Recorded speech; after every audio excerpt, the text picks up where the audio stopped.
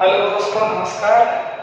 आज हम विज्ञान कक्षा 10 की पढ़ेंगे रासायनिक अभिक्रियाएं तथा रासायनिक समीकरण। ये विज्ञान का पहला चैप्टर है।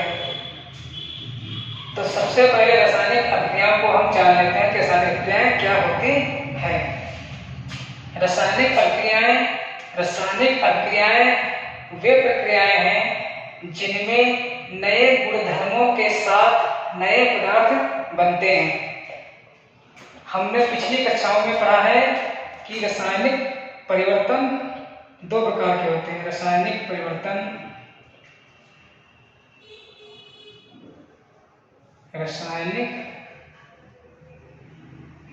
परिवर्तन दो प्रकार के होते हैं। एक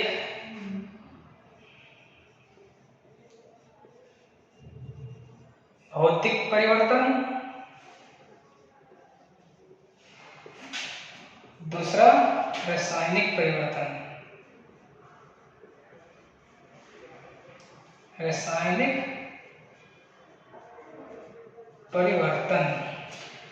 भौतिक परिवर्तन में भौतिक गुणों के बारे में जानना बहुत जरूरी है।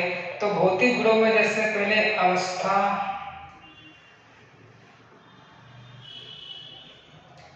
अवस्था में ठोस, द्रव, गैस, रंग, गंध, ये है भौतिक गुण। अवस्था जैसे ठोस, द्रव, गैस, रंग, गंध। भौतिक गुणों में नए पदार्थ का निर्माण नहीं होता है और रासायनिक परिवर्तन में नए पदार्थ का निर्माण होता है। तो भौतिक परिवर्तन जैसे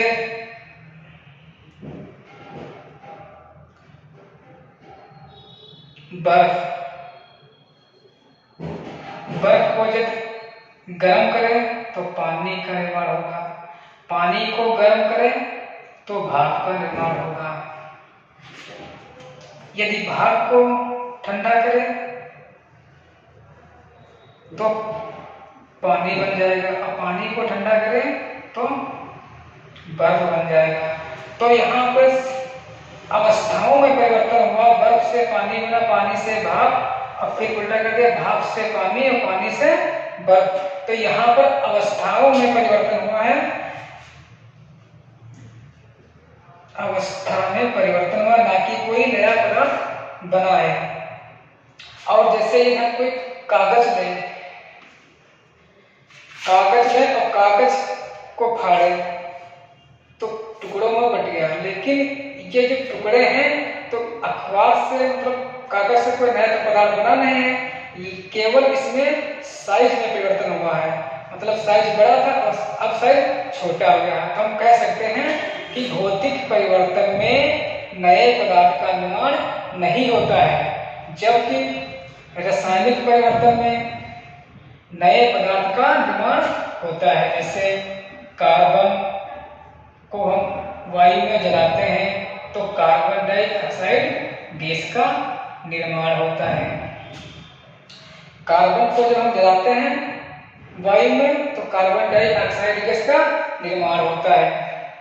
और एक बहुत ही महत्वपूर्ण एग्जाम्पल है जैसे हाइड्रोजन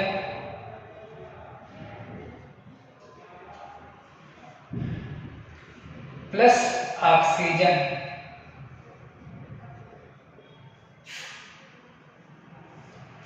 हाइड्रोजन जो हमारी है वो बहुत ही ज्वलनशील है। जो घरों में हम एलपीजी का यूज करते हैं उससे 3 गुना भारी, 3 गुना ज्यादा ज्वलनशील हाइड्रोजन गैस है। और ऑक्सीजन जो जलाने में सहायता करती है। और इन दोनों के निर्माण से, इन दोनों की अभिक्रिया से बनता क्या है? जल, जो ना तो ज्वलनशील है और ना ही जलाने में सहायता करता है, बल्कि जलती हुई आग को बुझा देता है। तो hydrogen plus oxygen arrow hydrogen को 2 गुना अधिक लें तो 2H2O जल का निर्माण होगा। तो हम कह सकते हैं कि इसमें देखो हाइड्रोजन के गुण और ऑक्सीजन के गुण, इन दोनों के गुण से भिन्न गुण वाला यह जल बना है। तो हम कह सकते हैं कि रासायनिक परिवर्तन में नए पदार्थ का निर्माण होता है। जैसे दूध से दही बनना, यह क्या है? रासायनिक परिवर्तन है। खाना पकाना, यह क्या है? रासायनिक परिवर्तन है। तो हमें यहाँ से मालूम है कि भौतिक परिवर्तन में नए पदार्थों का निर्माण नहीं होता है, जबकि रासायनिक परिवर्तन में नए पदार्थ का निर्माण होता है। और जब हम जानते हैं कि रासायनिक अभिक्रिया में परिवर्तन हुआ तो उसी को हम रासायनिक अभिक्रिया कहते हैं। अब परिभाषा, रासायनिक अभिक्रियाएं वे प्रक्रियाएं हैं जिनमें नए गुणधर्म के साथ नए पदार्थ बनते हैं। नए गुणधर्म के साथ नए पदार्थ बनते हैं। अब यहाँ पे देखो इनके और इनके गुण अलग हैं, इनसे जो उत्पन्न है उनके इसके गुण इन गुणों से इनके गुणों से भिन्न है। तो हम कह सकते हैं कि रासायनिक परिवर्तन में नए पदार्थ का निर्माण होता है।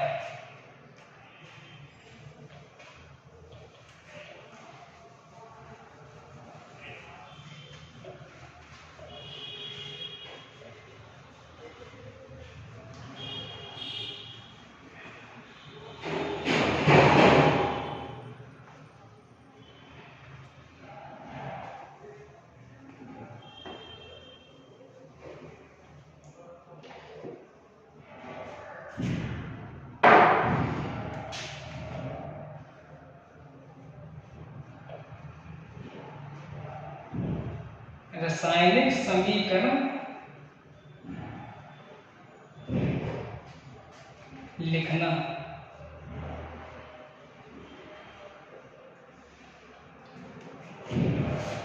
मैग्नीशियम रिबन को जब हम वायु में जलाते हैं तो मैग्नीशियम ऑक्साइड का निर्माण होता है। मैग्नीशियम रिबन को जब हम वायु में जलाते हैं तो हमारा मैग्नीशियम ऑक्साइड का निर्माण होता है। इस प्रकार से हम समीकरण को लिख सकते हैं। अब इसमें रासायनिक अभिक्रिया में जो भाग लेते हैं उनको हम अभिकारक कहते हैं, कारक कहते हैं। इनसे उत्पन्न बने पदार्थ को हम उत्पाद कहते हैं, उत्पाद कहते हैं।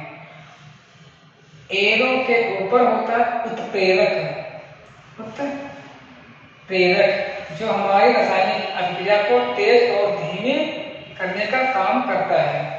तो हमें पता है कि रासायनिक अभिक्रिया में जो भाग लेते हैं उनको हम अभिकारक कहते हैं तथा उनसे जो उत्पन्न हुए पदार्थ को हम उत्पाद कहते हैं।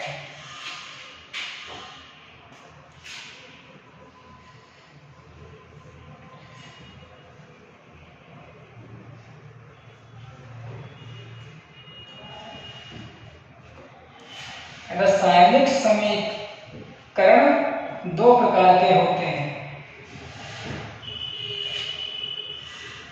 एक संतुलित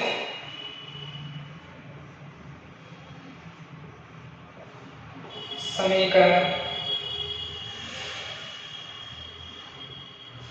और दूसरा असंतुलित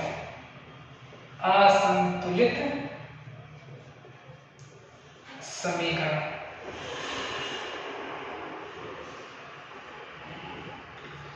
संतुलित समीकरण वे समीकरण होते हैं जिनमें प्रत्येक तत्व के अभिकारकों की संख्या तथा उत्पादों की संख्या समान हो तो वह रासायनिक समीकरण संतुलित समीकरण कहलाता है। जैसे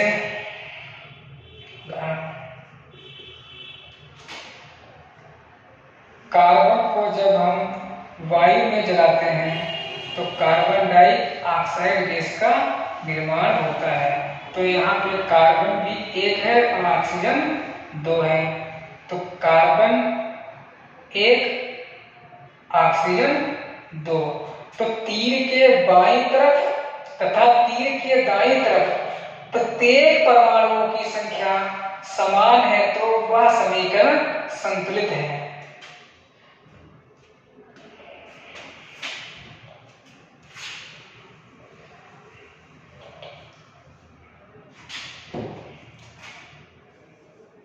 Zn plus H2SO4 arrow, Zn plus H2SO4 zinc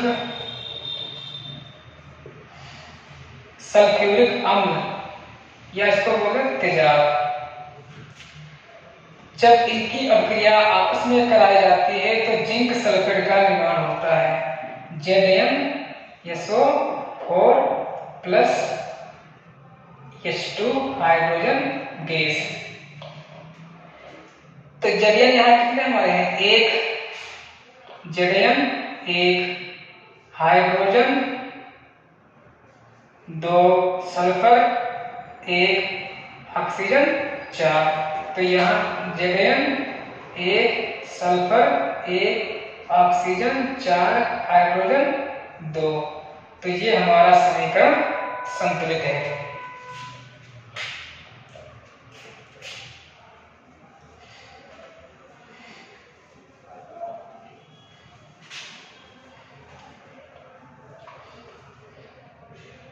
अब असंतुलित समीकरण किसे कहते हैं?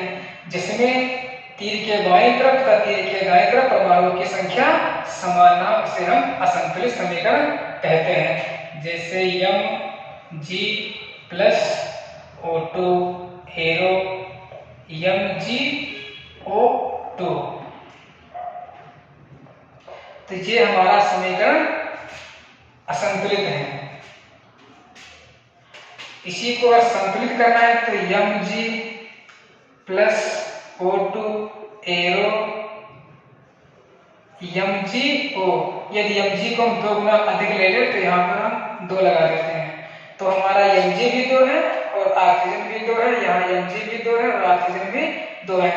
क्योंकि ये दो जो हमने सामने लगाए हैं ये Mg के भी साथ है और ऑक्सीजन के भी साथ है, इसलिए ये समीकरण संतुलित है और ये समीकरण असंतुलित है।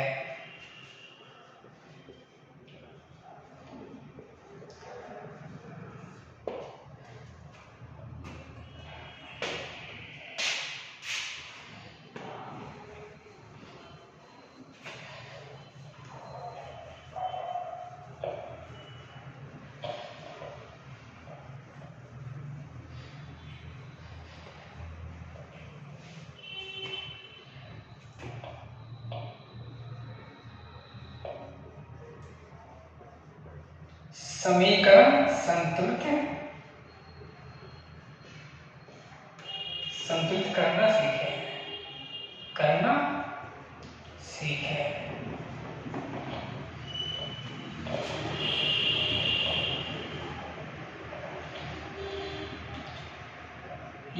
NaOH का NaOH plus HCl arrow NaOH plus HCl। NaOH है हमारा सोडियम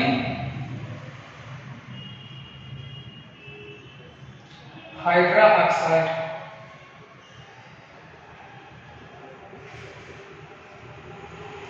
सोडियम हाइड्रोक्साइड और HCl हाइड्रोक्लोरिक अम्ल, हाइड्रोक्लोरिक अम्ल।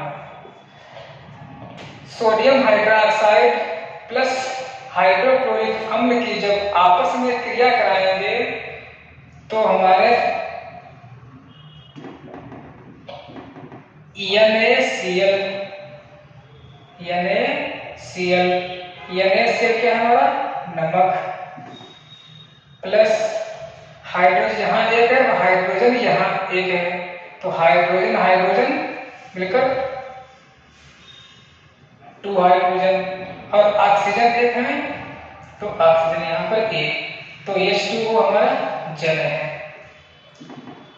सोडियम हाइड्रोक्साइड प्लस हाइड्रोक्लोरिक अम्ल से जब अभिक्रिया आपस में कराई जाती है तो नमक का निर्माण होता है और प्लस जल का निर्माण होता है, और ये हमारा समीकरण संतुलित है। यहाँ पे Na कितनी है, एक है, हाइड्रोक्साइड एक, Na एक, ऑक्सीजन एक, हाइड्रोजन एक और एक 2, Cl एक, यहाँ Na एक, Cl एक, हाइड्रोजन 2, ऑक्सीजन एक। तो दोनों तरफ प्रत्येक परमाणुओं की संख्या, प्रत्येक तत्व में परमाणुओं की संख्या समान है, तो ये हमारा रासायनिक समीकरण संतुलित है। अब एक और हम समीकरण बनाना सीखते हैं।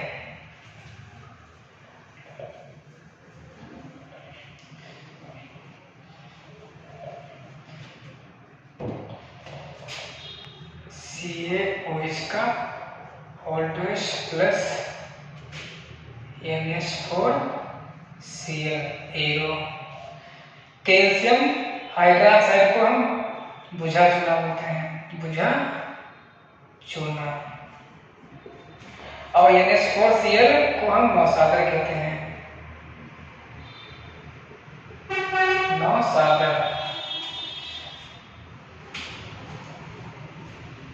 Calcium hydroxide plus ammonium chloride से जब आपस में अभिक्रिया कराई जाती है तो अमोनिया गैस का निर्माण होता है।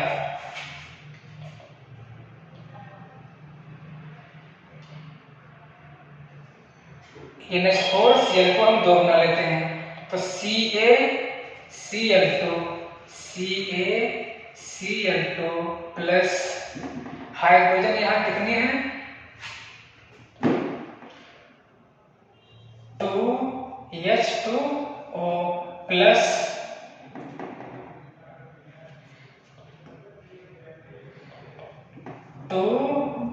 NH3।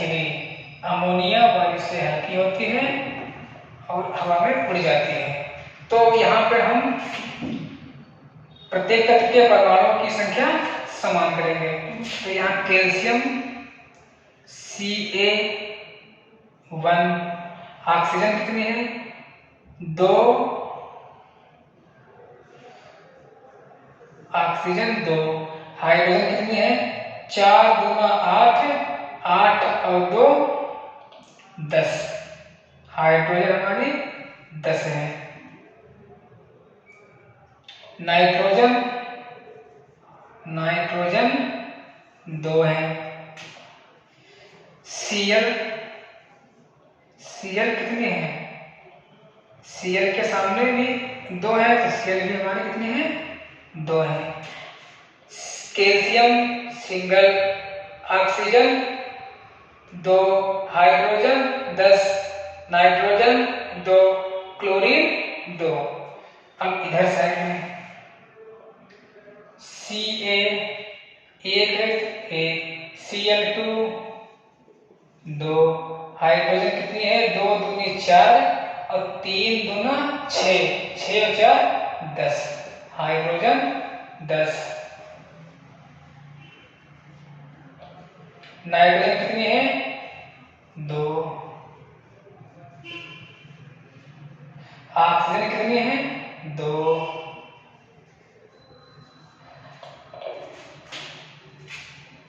तीर के दाईं तरफ तथा तीर के बाईं तरफ प्रत्येक तत्व के परमाणुओं की संख्या समान है, तो ये भी हमारा रासायनिक समीकरण संतुलित है।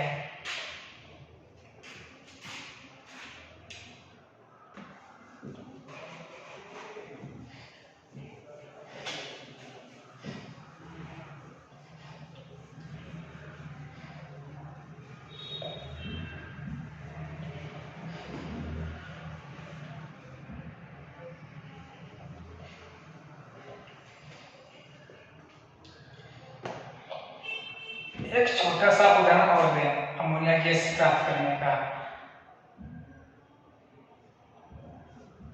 Hydrogen plus nitrogen, hydrogen plus nitrogen, arrow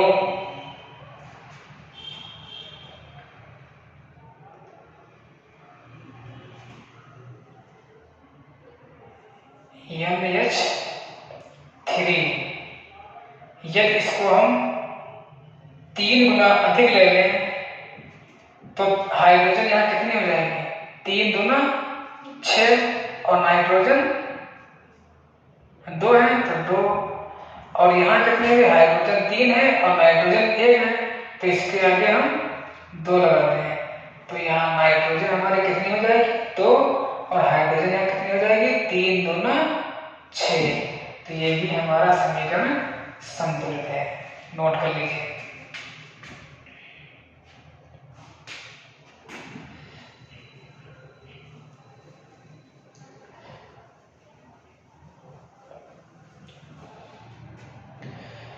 रासायनिक अभिक्रिया कितने प्रकार की होती है?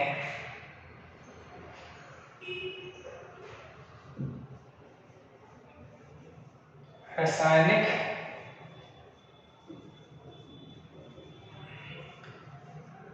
अभिक्रियाएं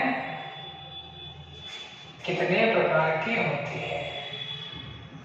कितने प्रकार की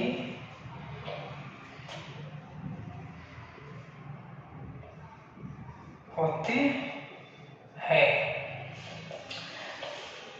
हम जानते हैं कि रासायनिक अभिक्रियाएं 6 प्रकार की होती हैं। कितने प्रकार की? 6 प्रकार की।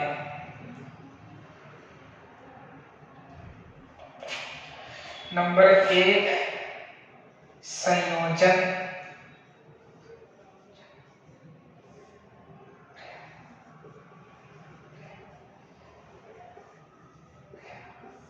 नंबर 2 वियोजन अभिक्रिया,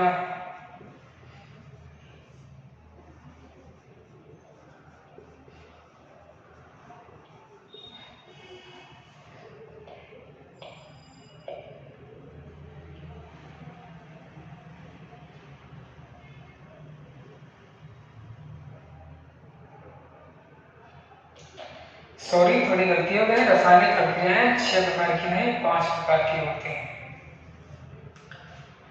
5 प्रकार की होती हैं। नंबर 1 संयोजन अभिक्रिया, वियोजन अभिक्रिया, नंबर 3 विस्थापन, विस्थापन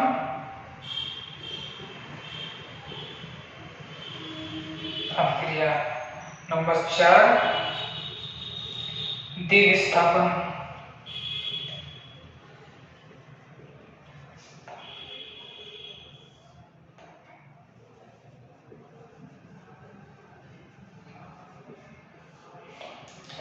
नंबर 5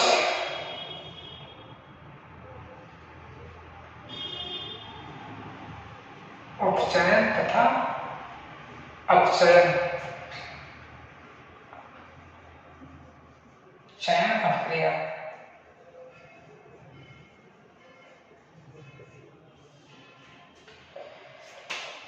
रासायनिक अभिक्रियाएं 5 प्रकार की होती है। नंबर 1 संयोजन अभिक्रिया, नंबर 2 वियोजन अभिक्रिया, नंबर 3 विस्थापन अभिक्रिया, नंबर 4 द्विविस्थापन अभिक्रिया, नंबर 5 उपचयन तथा अपचयन अभिक्रिया। तो सबसे पहले हम संयोजन अभिक्रिया को पढ़ते हैं।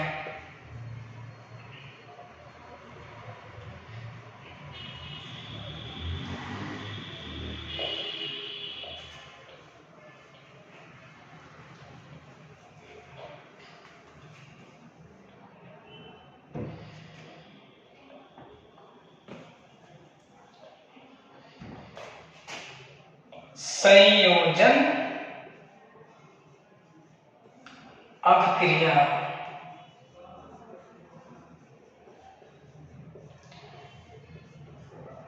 संयोजन अभिक्रिया, संयोजन का अर्थ होता है जुड़ना।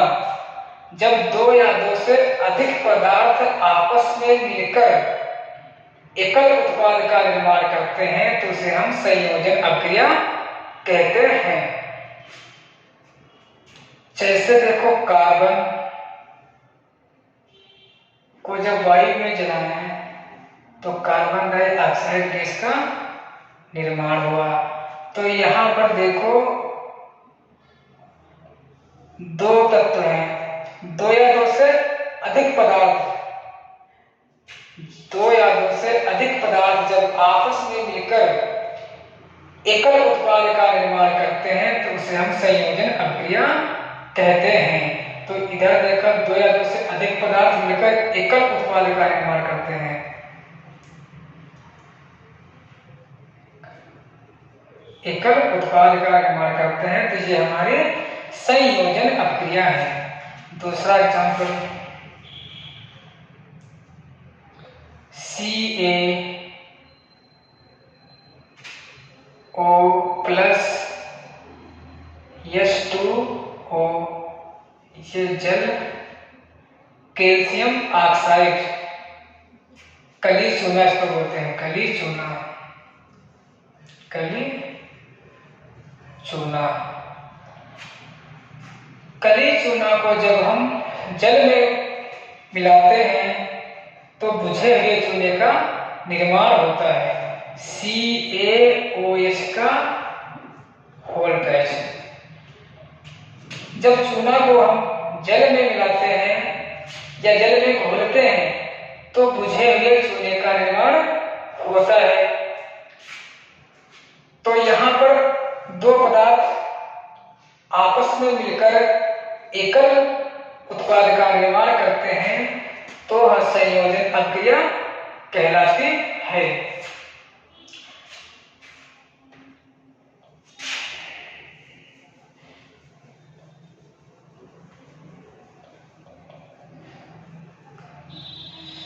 परिभाषा लिख देते हैं, जब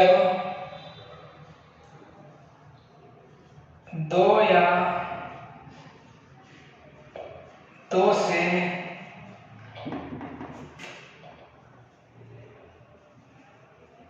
अधिक पदार्थ आपस में मिलकर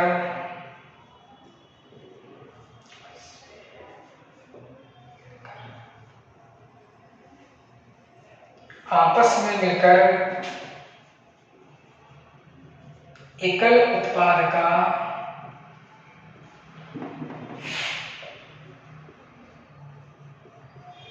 निर्माण करते हैं तो ऐसी अभिक्रिया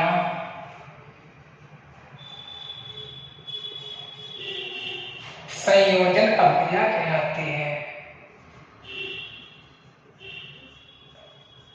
संयोजन